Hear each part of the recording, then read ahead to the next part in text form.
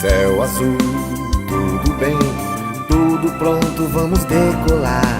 Rádio Cavoque chegando pra conectar você.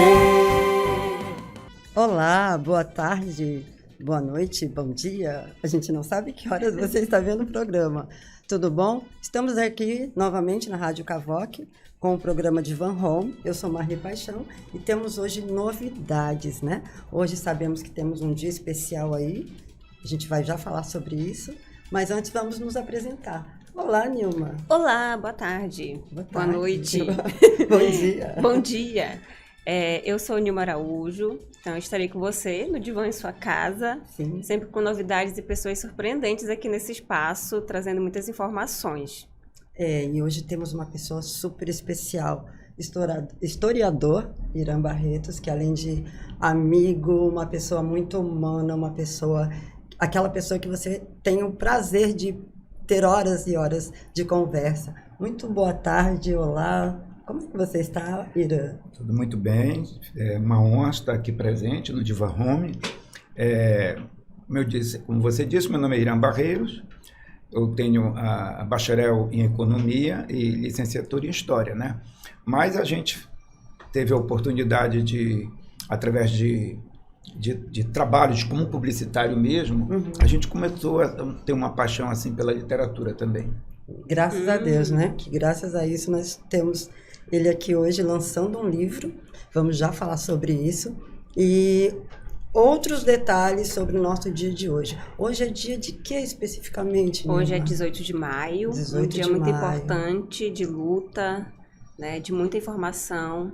É um dia nacional de combate, né, ao abuso e exploração sexual infantil de crianças e adolescentes. Então é um tema muito importante de ser falado, muita informação. Sim, como nós sempre falamos aqui, a informação é tudo, né? A partir do momento que nós nos conscientizamos das causas, das lutas, de tudo o que nos acerca no mundo de hoje, a gente pode combater, a gente pode evitar. E para falar sobre isso, nós vamos para a primeira pergunta. Qual seria a primeira pergunta? Ou melhor, vamos fazer um resuminho? Sim. Vamos fazer um resumo sobre o que a gente vai falar hoje, né? Um resumo sobre a data, um resumo sobre a história em si. Pedimos ao senhor Irã que faça esse resumo para a gente sobre quais são os pontos principais que iremos falar hoje. Vamos falar, na verdade, o porquê de eu estar aqui, né? Nós tivemos a oportunidade de lançar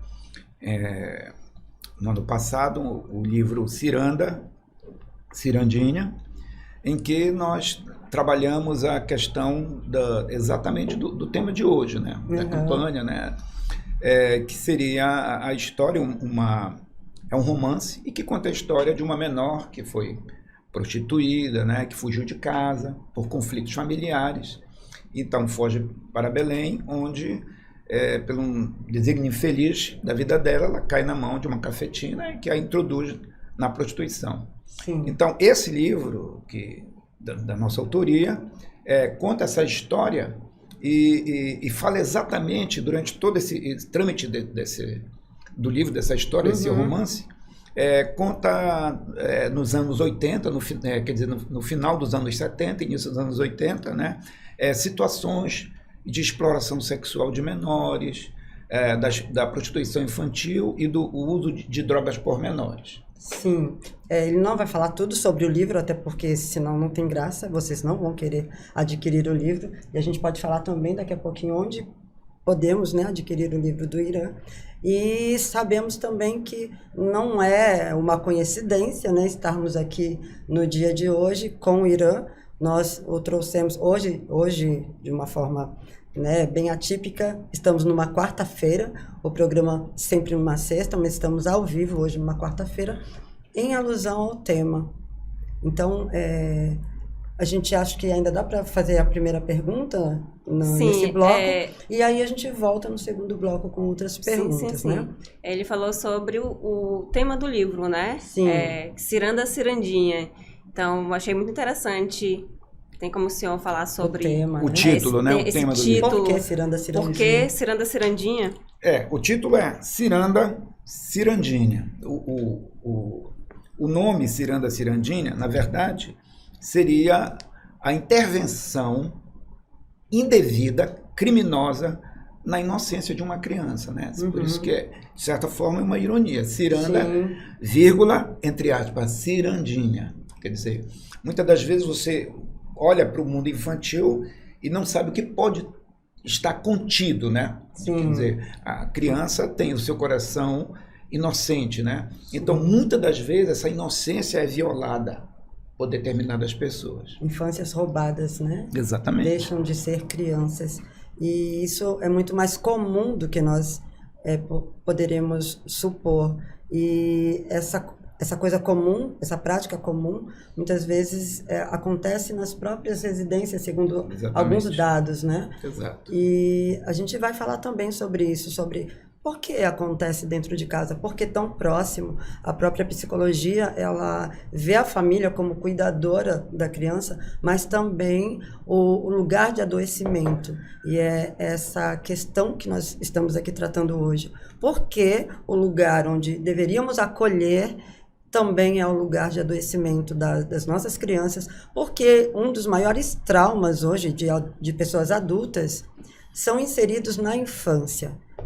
Por que guardamos tanto tempo? Essa questão de guardar tanto tempo, algumas questões que nos adoecem, que adoecem a maioria das pessoas hoje, por que não falarmos sobre isso? Por que não lutarmos contra isso?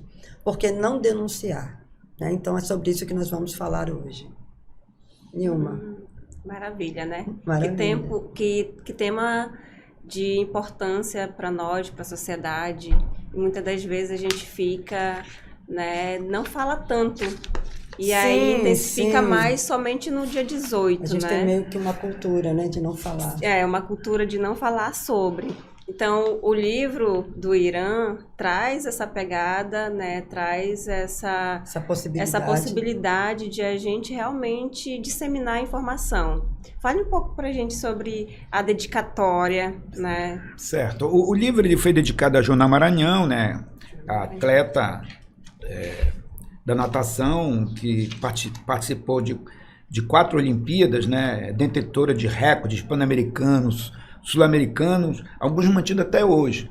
Então, essa atleta que todos conhecemos, né, ela, aos 9 anos, ela começou a sofrer abuso do seu treinador.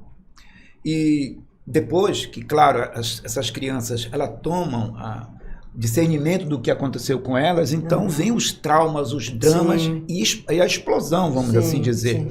Então, quando ela percebeu toda essa situação em que ela começou a sofrer com esses traumas, desculpe, ela contou para a mãe. E a mãe dela, junto com ela, divulgaram essa notícia, né? E como era a notícia de uma pessoa renomada, né, conhecida na sociedade, então isso ganhou uma repercussão. Então o seu treinador, ele passou a processá-la. Ou seja, ela saiu de situação de vítima para uma situação de ré, ou de agressora, vamos dizer assim. Por quê? Porque até então nós tínhamos, dentro das nossas leis, aquele crime já havia prescrito, né? Quer dizer, já havia caducado, vamos dizer assim, para que todo mundo entenda. Então, ele estava dentro do direito, conforme a lei, de processá-la. Então, é uma situação em que ela foi à luta, ela não aceitou aquela condição. Então, ela foi ao Congresso Nacional e, diante de todos aqueles políticos, ela contou a história dela, né? Ela ainda era criança nessa? Não, ela já estava adulta. Já estava adulta, né? Então, ela contou a história dela. Então, por pressão da mídia, pressão popular, os políticos foram obrigados a mudar a lei penal brasileira com relação à questão de abuso sexual e estupro. Então, a partir dela a lei foi mudada. A lei Joana Maranhão, ela foi sancionada pela presidente Dilma Rousseff em 2012 e que a partir dali a data começa a conferir a data do crime, né? Quer dizer, passa a contar a partir que aquela menor completa 18 anos. Então, a partir dali, ela pode denunciar o seu agressor, e não mais da data da ocorrência do crime. Da ocorrência do crime, né? Então, a partir de 18 anos, ela pode denunciar o seu agressor. Isso abriu a oportunidade para todas as pessoas que tiveram esse drama, né? Que elas não podiam fazer nada, a não ser, vamos dizer, aceitar aquela situação. Aceitar, e às vezes conta para a mãe, às vezes a mãe não acredita. A mãe não acredita e não aceita, né? Nós recebemos muitos casos, né? De crianças e adolescentes que muitas vezes falam para a mãe, denunciam, mas a mãe ou acoberta ou acredita que aquilo não aconteceu. Exatamente. Foi mais ou menos o que aconteceu com ela, né? Talvez ela não tenha sido tão... Na linguagem da criança, né? Ela tentou esclarecer a mãe dela na linguagem dela, mas a mãe dela, por confiar bastante, não, você não deve ter entendido direito. Não foi mais ou menos isso. E às vezes tem também o risco da criança se sentir culpada, né? Exatamente. Isso acontece muito, né? Inclusive, tem muito a ver com um tema que depois podemos falar, sobre a cultura do estupro. Sim. Mas, voltando à situação, apenas para ficar bem claro, e no caso, não apenas, porque estamos falando de casos de abuso sexual, em que uma pessoa foi tocada ou foi aliciada, essas coisas, né? Mas, no caso de conjunção carnal, que houve, de fato, o estupro, né?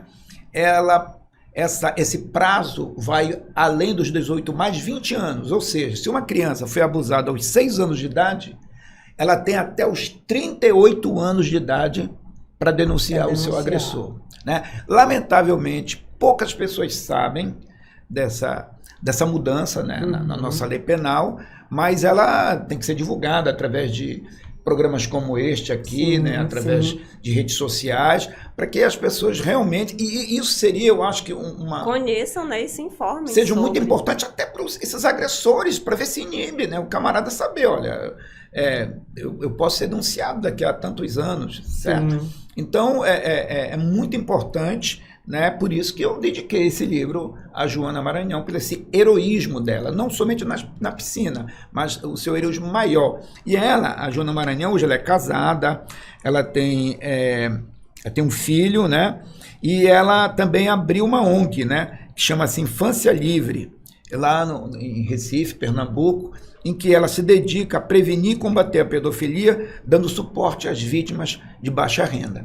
E ela ressignificou essa dor, né, de abuso em transformar aí em acolhimento para outras crianças. Maravilha. Exatamente. Sim. Daqui a pouquinho a gente vai voltar no próximo bloco e nós vamos explicar mais um pouco mais, né, sobre a questão, talvez a gente possa especificar um pouquinho sobre a cultura do estupro, né, a questão da pedofilia também, essa questão de por que não denunciar, por que não falarmos mais sobre isso, por que não dialogarmos, por que a família, ao invés de ser muitas vezes acolhedora, ela muitas vezes guarda segredos. Por que não falar? Por que guardarmos a dor? E o corpo vai falar, né? Em algum momento o corpo fala. Chega um momento que o corpo não... O adoecimento vem. Né? Então, assim, daqui a pouquinho a gente vai voltar falando um pouquinho mais sobre isso. Vamos voltar com outros convidados, né? Hoje, nosso Solano aqui de volta com a gente, né? Daqui a pouquinho ele está aqui com a gente.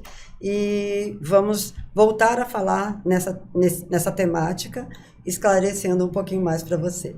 Até daqui a pouco. Essa é a Rádio Cavoc de Van Home. Cavoc, a rádio web nas mãos de quem sabe fazer. Cavoc! Olá, estamos de volta nesse segundo bloco e retomando, né, o que nós estávamos falando sobre família, sobre por que a família muitas vezes não acolhe, na verdade, né, a dor da criança e do adolescente. A gente vai já voltar falando sobre isso, mas antes vamos apresentar aqui o nosso querido Solano, que volta hoje, né, depois de estar acamado. Pode aí. Se cuidando. Saudade, já estava com saudade do nosso programa de Van Home, já quase 2 semanas, né? Bem-vindo, Solano. Obrigado, gente. Mas ele volta, assim, numa data muito especial, né, hoje, dia 18 de maio, Dia Nacional de Combate ao Abuso e à Exploração Sexual da Criança e do Adolescente, né? Data um pouco trágica, né? Uma data que nós não temos muito a comemorar, mas temos a conscientizar como conscientizar, né? Vamos falar um pouquinho da importância dessa data. Por que 18 de maio, né? Eu acredito que seria bom a gente falar sobre isso. 18 de maio foi a data em que houve uma grande comoção nacional, que uma menininha de 8 anos chamada Araceli Crespo, na cidade de Vitória do Espírito Santo, ela desapareceu nessa data, no dia 18 de maio de 1973, né? E no dia 24 foi encontrado o seu corpo, já em avançado estado de decomposição, né? E um garoto que caçava passarinho encontrou viu a mãozinha dela e chamou o pai foi lá, viu também, aí chamaram a polícia e descobriram um corpo. O corpo estava completamente deformado, né? O rosto, não tinha um rosto, já tinha sido devorado um pouco por animais e também a criança havia sofrido alguns traumas, como no maxilar, havia quebrado dentes, essa coisa toda. Então foi um crime bem brutal. Foi um crime bárbaro. Isso que traumatizou, eu acho. Por exemplo, eu lembro que eu acredito que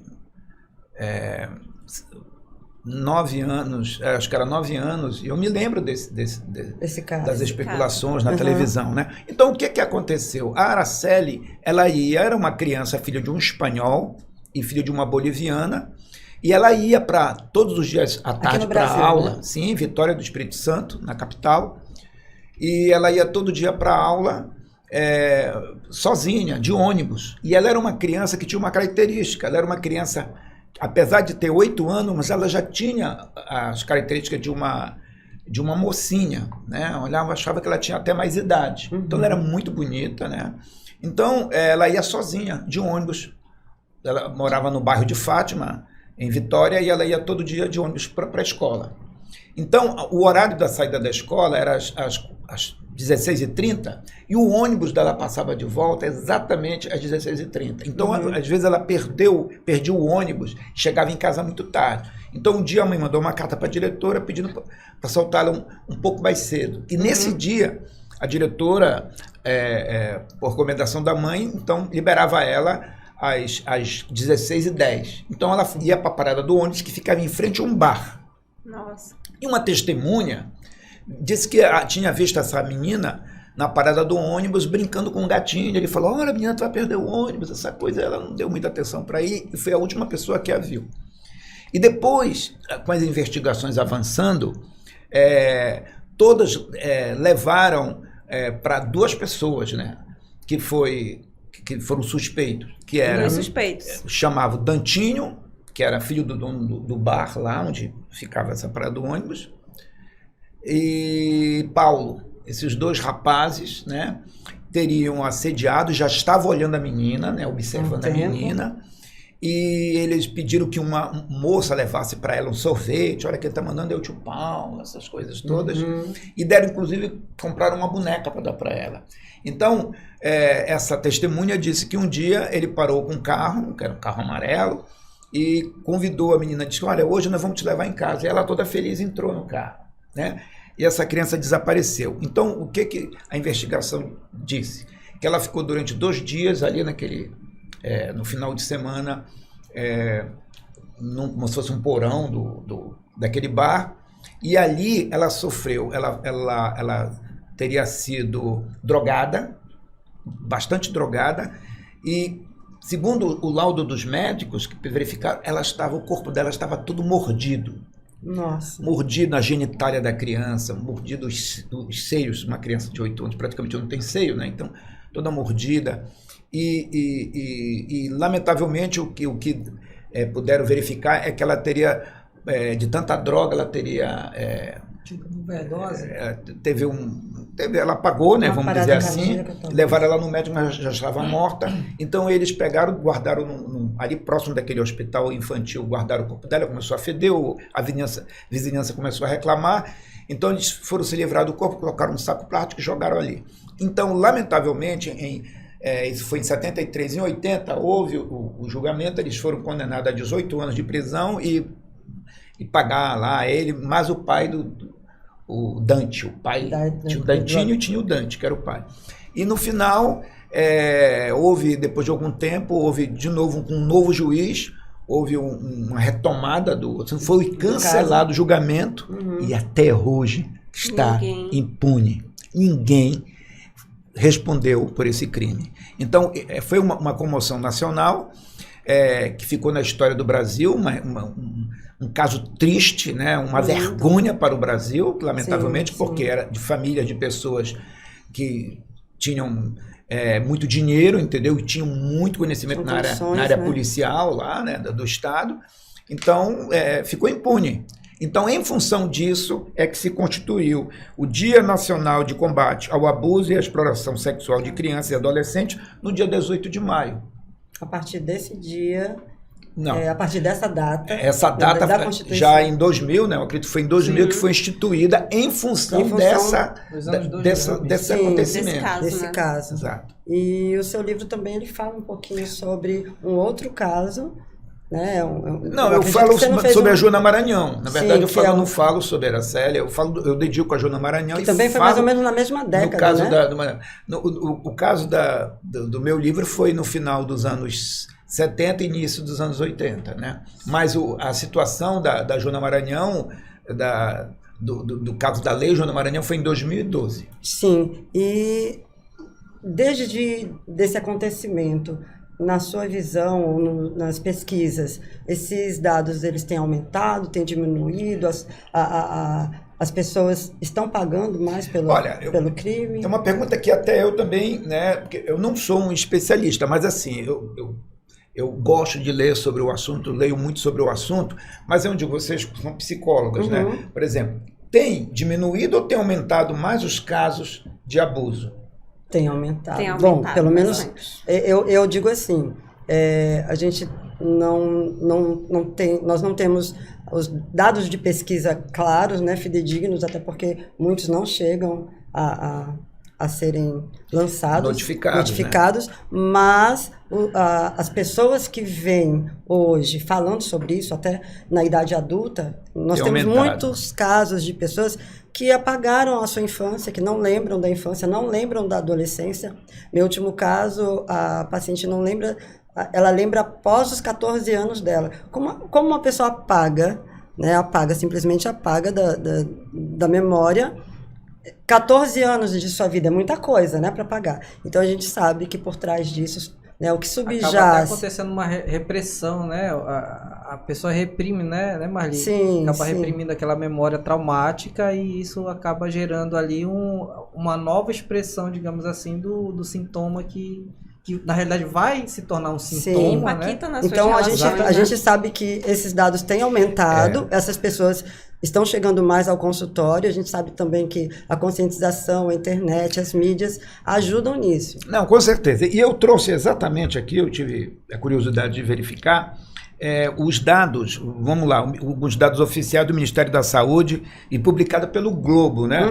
Então, tem um levantamento que vamos primeiro verificar antes da pandemia. Sim. Então, antes da pandemia, tem um levantamento de 2011 até 2018, em que foram notificados, ou seja, aqueles casos que foram registrados, a gente sabe que a grande maioria não é. Não mesmo. 32.082 casos no Brasil. Isso... Muita coisa. São crianças, por exemplo, se a gente for analisar os números, crianças de 0 a 9 anos, né? Por exemplo, em 2018 foi 13.409 e dos 10 anos em diante foi 18.673 casos, né? 76,4% são meninas e 23,6% são meninos, ou seja, a menina sempre é o maior alvo de abuso sexual.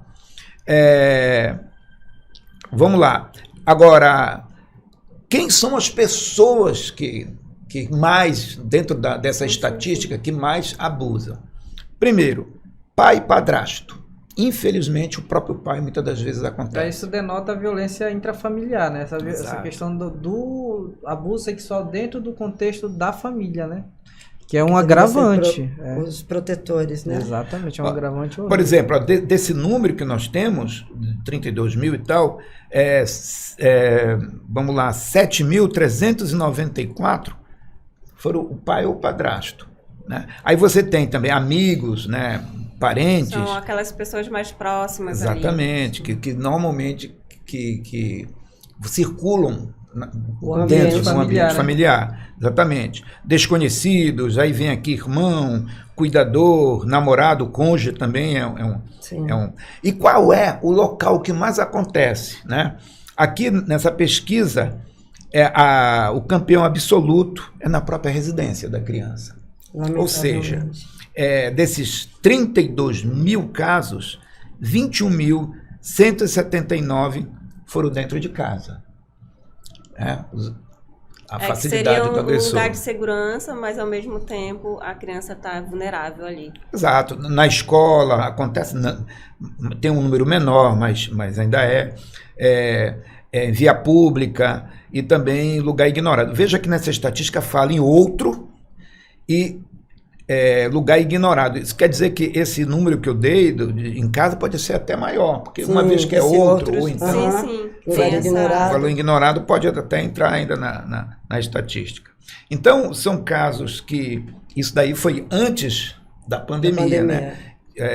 Nós temos aí, né, praticamente 66% dos casos são dentro da residência. Durante a pandemia, talvez isso não tenha... Talvez tenha sido estagnado um pouco por conta de estarem ali dentro de casa, só não tem as notificações. Seria isso? Veja bem. Agora, vamos lá para uma outra, botando a fonte, né? A fonte foi o levantamento do Fórum Brasileiro de Segurança Pública. Uhum. Veja bem, eles fizeram esse levantamento agora, de março de 2020 a dezembro de 2021. Aí a gente vai ter um número já durante a pandemia.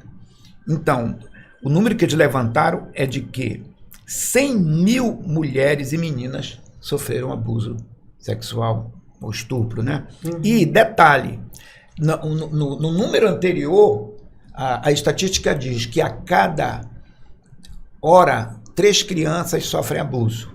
A cada hora, ou seja, a cada 20 minutos uma criança sofre abuso. Está sofrendo. Durante a pandemia, esse número mudou para um estupro a cada 10 minutos. Ou seja, uma hora são 6 estupros. Ou seja, nós dobramos, lamentavelmente, esses casos durante a pandemia. Né? E o feminicídio, por exemplo, a cada 7 horas no Brasil acontece, lamentavelmente. Sim. Então, esses números provam, né, e são oficiais, que isso só fez piorar. Então, o que nós podemos fazer para melhorar, para deixar de acontecer essas coisas no Brasil? Então, tem que haver, sabe, um pacto na sociedade. Uhum. E para avaliar, vocês sabem, nós temos para tudo tem que ter remédio. Sim. Mas também o remédio, ele pode salvar, quanto ele pode matar. Né? O remédio vai funcionar conforme a dosagem. Sim. Então, nós temos que ter equilíbrio. Né? Então, o que eu posso fazer da minha parte? Então, eu imagino o seguinte: onde é o lugar que mais acontece abusos de criança? Dentro de casa. Então, eu acho também que tem que começar dentro de casa essa questão da gente combater, lamentavelmente, essas ocorrências lamentáveis, né? Ou seja, por exemplo, antigamente nós tínhamos só a televisão, né? Porque a gente acha sempre que isso sempre aconteceu na história, é lamentável. Uhum. Mas a gente diz assim, olha, porque vem novas tecnologias, aí a vida fica melhor, a televisão, primeiro a rádio, depois veio a televisão, veio a imagem, e depois veio a internet, né? E a gente percebe que mesmo tendo mais, vamos dizer assim, diversidade de passatempo, sim, essas coisas não mudam nada, só fazem piorar, lamentável. Só fazem aumentar os números. Então, antes, na televisão, você tinha a televisão, ela mostrava os 4 cantos do mundo. Não é verdade? Sim. Depois da internet, através do próprio de um telefone móvel, ela mostra os 4 cantos da sua casa. Verdade. Ou seja, sim, seu filho pode estar dentro do quarto, mas ele pode estar em risco, ele pode estar em perigo. Então, eu acho que o monitoramento, você começar dentro de casa, é você começar a monitorar seus filhos. Sim. E orientar, né, seus filhos. Exato, essa questão da erotização de crianças fazendo dancinha, não que seja contra, certo? Mas, como eu falei, a dosagem tem que ter que tem a diferença, né, entre ser o remédio ou ser aquilo que te mata. Sim. Então, olha, vamos ter um pouco mais, limitar até que ponto uma criança, determinada dancinha, essa coisa, pode... Você imagina um pedófilo, a internet é, vamos dizer, o paraíso para o pedófilo. Né? Ele abre ali, todo tempo é uma criança e aí dançando. Tem o submundo da internet, né? Nós vamos finalizar esse bloco agora, voltando daqui a pouquinho. É muito interessante, né, falarmos um pouquinho mais sobre a questão da internet, como a internet está sendo utilizada hoje por nossas crianças, nossos adolescentes, crianças às vezes com 2, 3 anos de idade, já com o celular, já tendo acesso à internet. A gente volta daqui a pouquinho. Essa é a Rádio Cavoc, programa de Van Home. Cavoc, a rádio web nas mãos de quem sabe fazer. Cavoc! Estamos aqui de volta, a Rádio Cavoc, programa de Van Home. Falamos um pouquinho sobre a internet, sobre a importância que tem os pais estarem também atentos. Fala um pouquinho pra gente sobre essa questão dos cuidados. Como que a gente pode avisar esses pais, conversar com esses pais, já que o Irã falou, né, algo bem pontual e importante, da importância de nós estarmos mais próximos às famílias, que é dentro de casa que deve começar esse cuidado. Como é que a psicologia vê esses cuidados? Como está esse acolhimento da família para que sejam convencidas da importância desse cuidado, desse acolhimento? Marli, esse cuidado, aí o telespectador de casa, começa primeiro na observação dos comportamentos da criança, né? Ou do adolescente, porque muitas vezes a gente tem um comportamento que pode estar lhe dando indicador, né, de que algo não está de acordo com a idade, que mudou, né? Que é natural da criança, da rotina da criança, né? Exatamente. E aí, esses indicadores, por exemplo, pode ser um indicador que muitas vezes aparece no processo que, às vezes, é confundido até com depressão. Por exemplo, o isolamento. Sim. Um isolamento. Que ou também pode ser a depressão pode também por conta ser disso. Exatamente. E aí, tem esses indicadores, o isolamento, ou alguma mudança de comportamento relacionada a alguma questão de erotização, né? A própria questão da sexualização da criança, a criança que tem alguns comportamentos dentro da perspectiva por exemplo, a gente tem na psicologia do desenvolvimento as 3 fases da criança, né? Primeira, segunda e a terceira infância. E a gente tem também, nós temos como esse desenvolvimento acontece. E o que é natural da criança, do comportamento da criança, da descoberta da criança, mas tem aqueles comportamentos que, por exemplo, podem ser indicadores. Que vão além disso. Que vão além disso. E é muito importante, como cada criança tem uma subjetividade, os pais, dentro da subjetividade dessa criança, começarem a observar os comportamentos que ela tem. Tá. E ficar atento, Ficar né? atentos. Porque cada criança tem uma forma de comportar. Né? E a dinâmica familiar também funciona a partir da replicação do comportamento da criança. E fala pra gente, Irã, quando nós trazemos, né, esses dados, quando a gente fala da família, do cuidado da família, a gente fala da erotização, nós sabemos também que existe toda uma cultura por trás disso, né? Como se dá e como a gente pode prevenir a cultura do abuso, a cultura do estupro? Olha, é uma situação assim, bastante que já vem de tempo sendo discutida, né? A primeira vez que se ouviu falar em cultura do estupro houve uma segunda, vamos dizer, levante, assim, vamos dizer, de ativista feminista nos Estados Unidos, nos anos 70, em que eles levantaram esse tema, né? E então passaram a nomear, vamos dizer assim, a cultura do estupro. Então, foi através de um livro, deixa eu ver se eu encontro aqui, tem um livro que, traduzindo, o nome do livro seria O Livro de Referência para Mulheres, que foi publicado em 1974 nos Estados Unidos, que falou pela primeira vez a palavra cultura do estupro. né? Então, a partir daí, o que seria a cultura do estupro? Seria, vamos dizer assim, a relativização do acontecimento, do ocorrido. Ou seja, aquela moça foi estuprada. Pô, mas olha como ela estava vestida. Tem muito isso, né? Coisa de dizer, por exemplo, o camarada, ele saiu, foi assaltado. Aí dizer, mas também ele estava usando um relógio, entendeu? Quer dizer, se ele estava com fone do ouvido, né? Fazer uma comparação, é quase que justificando o ladrão.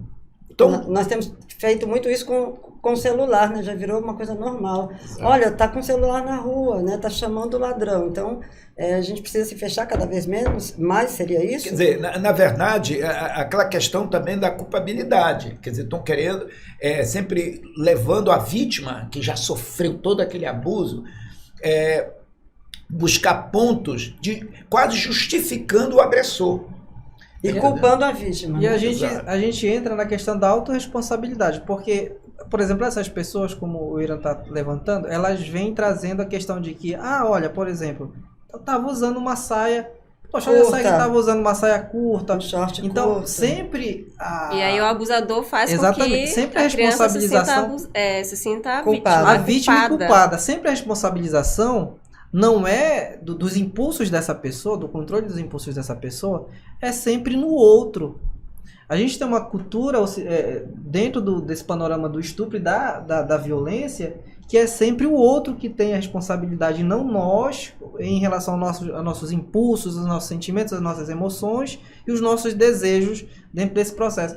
Então, é algo que ficou estrutural na sociedade. Então, você olha assim para o panorama e vê que a maioria das pessoas da sociedade se põe dentro desse processo de responsabilidade no outro e não em relação a si próprio. Entendo. Bom, assim, essa preocupação com relação porque como acontece dentro de casa, lamentavelmente acontece muito no âmbito familiar. Então, muitas das vezes, aquela pessoa, o agressor, ele é protegido pelo próprio núcleo familiar. Sim, né? Sim. Eu gostaria de escutar um pouquinho mais Solano sobre essa questão da família, de chegarmos até a família. Podemos ouvir como eu posso chegar nessa família? Como conversar, dialogar com essa família? Olha, Marli, acho que o primeiro ponto a gente tem a respeito do processo educativo. Eu acredito que um dos pontos iniciais é o ambiente escolar, né?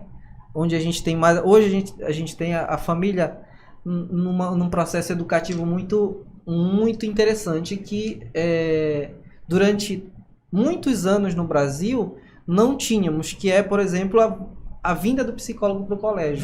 Vamos parar 5 minutinhos, tá? Rapidinho, nós vamos chamar notícias direto da redação. Daqui a pouquinho a gente volta.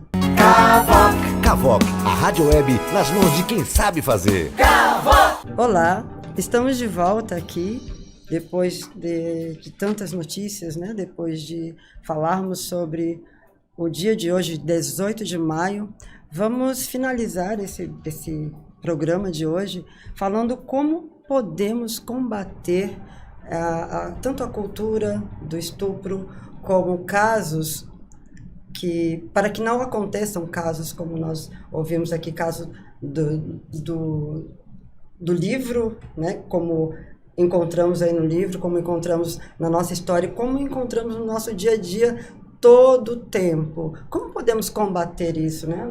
O Irã vai falar um pouquinho, depois o Solano fala um pouquinho. Bom, apenas a título de sugestão, como é que eu posso ajudar nessa campanha? Primeiro, eu acho que nós passamos a ajudar no momento que nos envolvemos.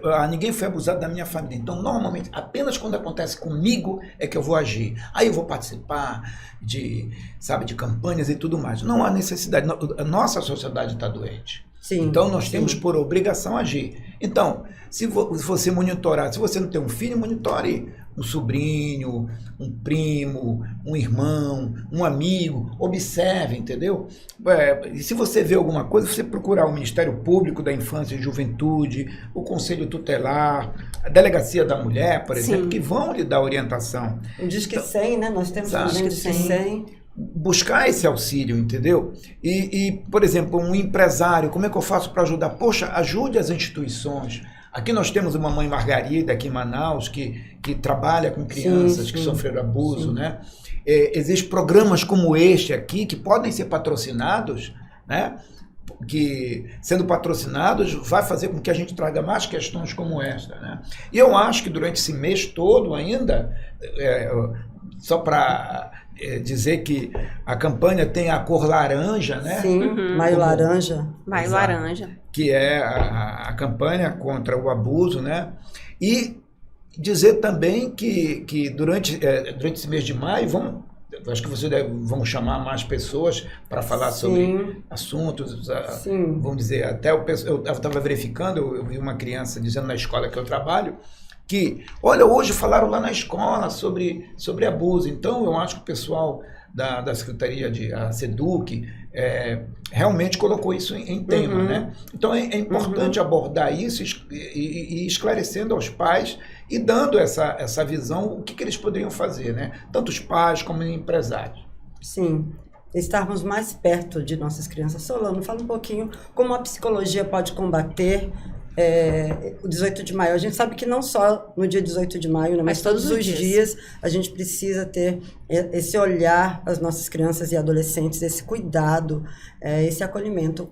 Na sua visão, como seria a forma de chegarmos mais próximos a esse acolhimento, esse cuidado? Olha, eu reforço para quem está nos escutando, né, nos ouvindo e nos vendo, a fala do Irã, né, a respeito de nós estarmos realmente mais próximos dos nossos filhos, né? Eu, apesar de não ter filho, mas tenho outras pessoas que... Sobrinhos, vizinhos, né? Sou tio também, então a possibilidade de estar mais próximos, eu acredito que é uma das possibilidades, e de fomentarmos ainda o conhecimento das legislações, né? Porque as crianças têm direito... nós temos políticas públicas que podem, de alguma maneira, dar esse suporte, né, para esse tipo de violência. E a partir disso também é que, se você tem um caso desse e você já visualizou, então já identificou, denuncie. Porque muitas pessoas elas têm esse contato, mas não fazem a denúncia. A denúncia ela é anônima. Quando você diz que é pro Disque 100...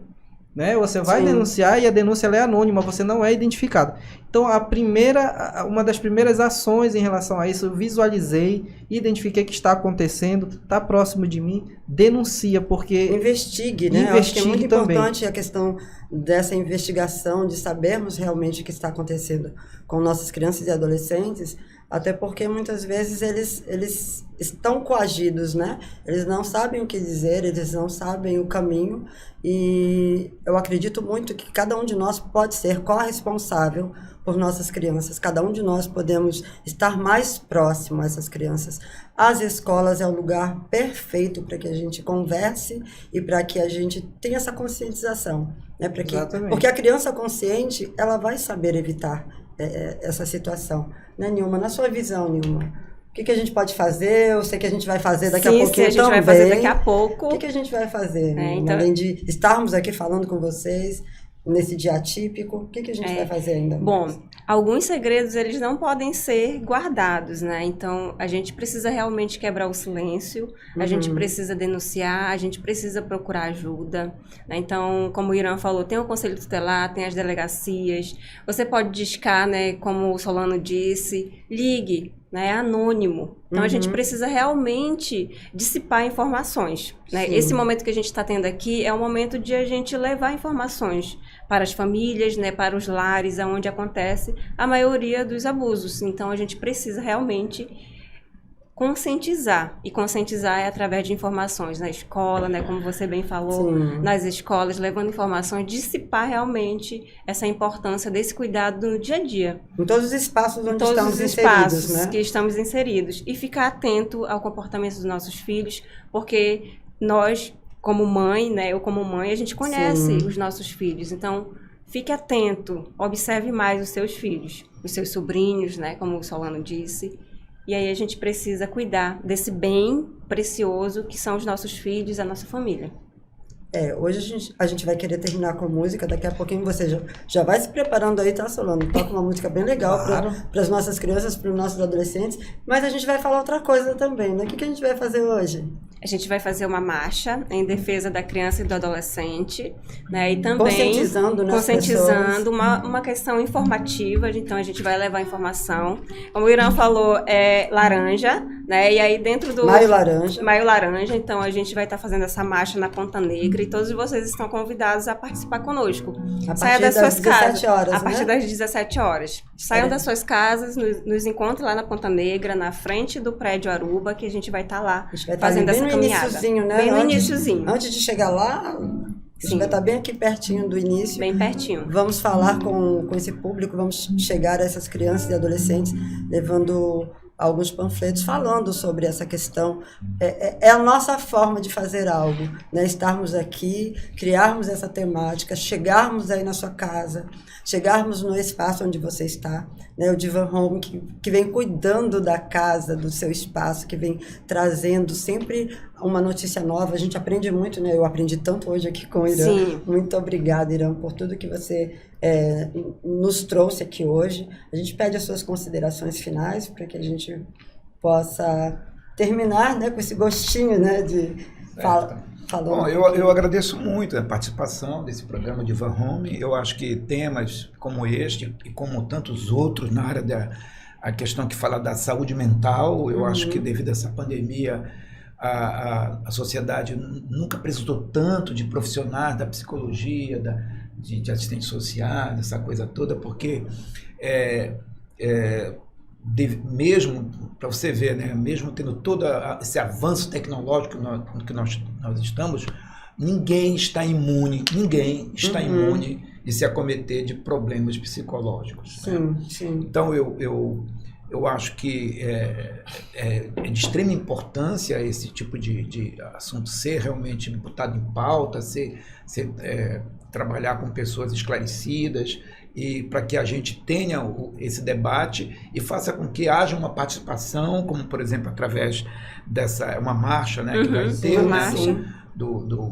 do Maio Laranja, né? Então as pessoas que se sentem de alguma forma, né, quer dizer, vira a notícia no momento em que você participa, né? Sim. Você sai do cômodo da sua casa e vai participar. Então é uma forma de protesto, é uma forma de conscientização. De escuta também, né? Que é isso que é por aí que podemos começar uma reação diante dessa batalha que até agora a sociedade tem perdido. Sim, infelizmente, né? Infelizmente. A gente agradece muito o Irã. O Irã é uma pessoa formidável, uma pessoa muito exemplar. Nosso padrinho, né? O padrinho da acolhedora, a gente agradece muito, eterna gratidão. Estamos aqui, né?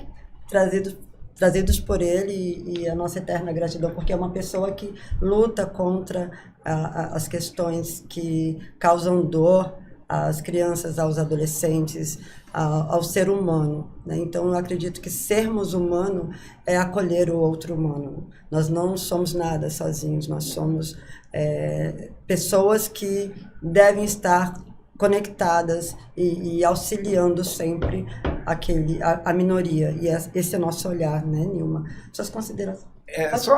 Falando mais um detalhe. Sim. Por exemplo, eu fui criado entre os anos 70, né, anos 80, então essa questão, nós estamos falando rapidinho da cultura do estupro. Dizer, né, por exemplo, todos nós, né, das escolas, né, através de histórias, de brincadeiras, a pessoa acaba não se tocando, entendeu? Que ela está cometendo a questão da cultura do estupro. Sim. Então essa questão eu acho que é algo que tem que ser levantado e para ver se eu, por exemplo, será que apontando uma piadinha, será que eu não estou contribuindo para a cultura do estupro, me posicionando em casos, como foi o caso do mendigo aí, que todo mundo falou, essa coisa toda, de uma moça que sofreu um problema psicótico e as pessoas se divertiam com isso. Será que isso não é cultura do estupro? Também. Quer dizer, então cada cidadão procurar saber, fazer uma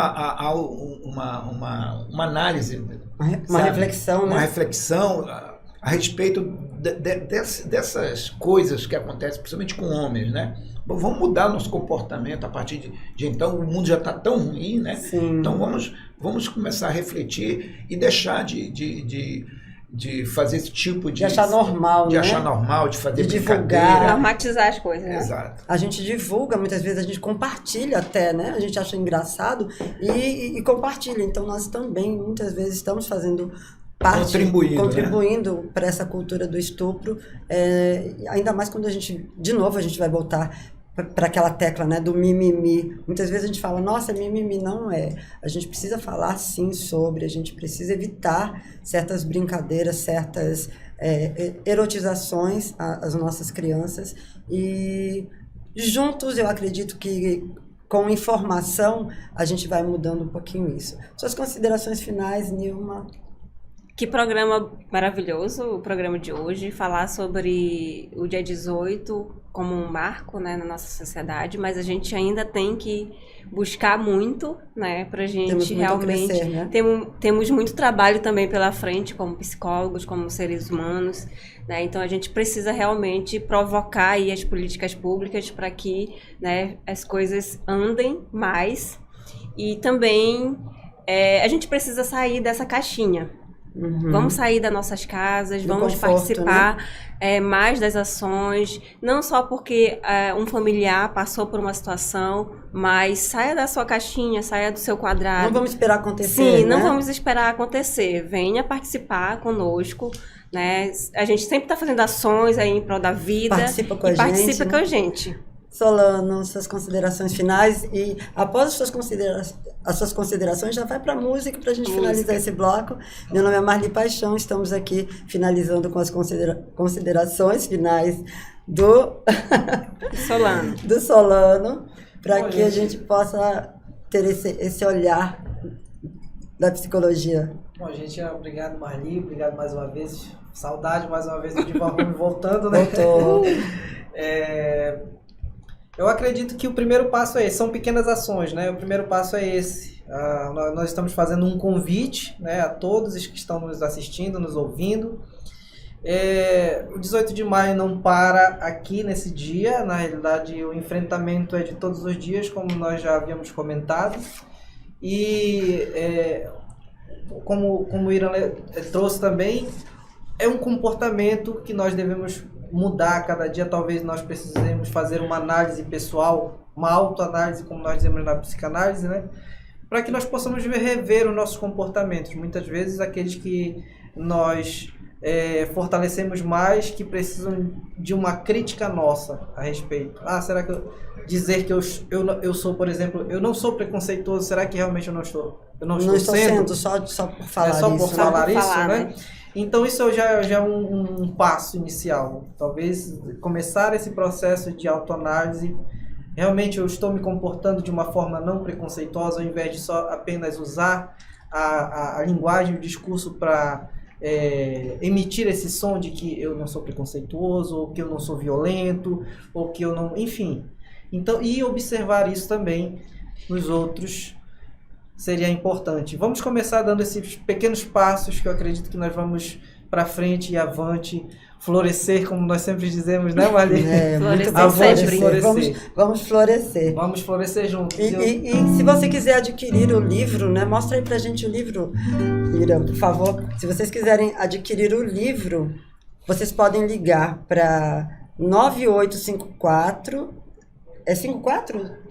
98540-0922, para vocês adquirirem um livro do Irã, Ciranda Cirandinha. E aí quem assistir o programa regravado vai poder ter lá na telinha, né, o número, para a gente poder estar divulgando também, conhecendo um pouquinho dessa história maravilhosa que ele nos narrou aqui hoje. Até mais, esse é o programa de Van Home, Rádio Cavoque com você.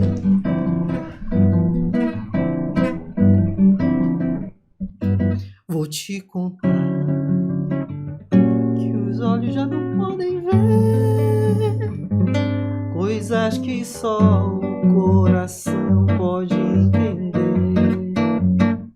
Fundamental é medo, é impossível ser feliz sozinho. O resto é mar, são coisas que eu não sei contar. São coisas lindas que eu tenho pra te dar. Fundamental é mesmo amor.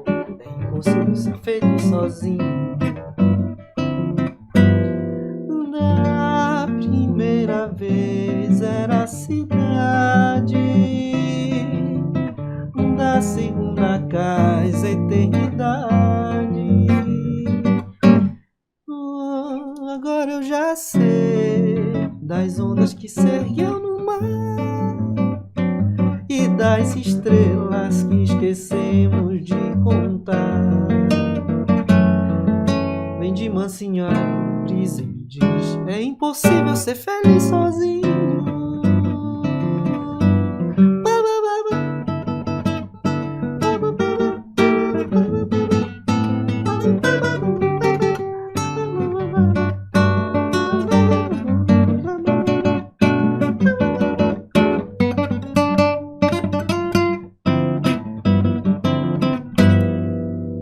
Divan Home.